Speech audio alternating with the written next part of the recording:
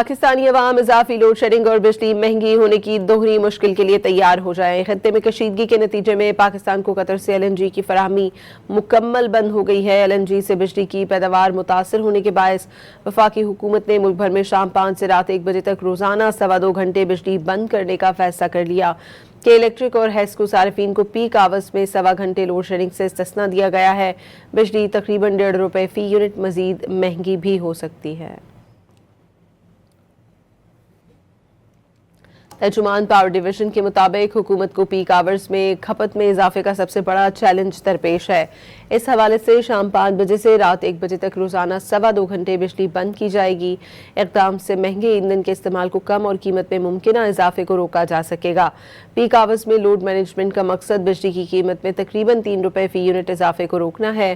Furnace oil کے استعمال کو محدود کرنے کے باوجود تقریباً ₹1.5 فی یونٹ کے اضافے کے لیے بھی تیار رہنا ہوگا۔ ترجمان پاور ڈویژن نے بتایا کہ جولائی سے فروری بجلی صارفین کو ₹46 ارب کا ریلیف پہنچایا گیا۔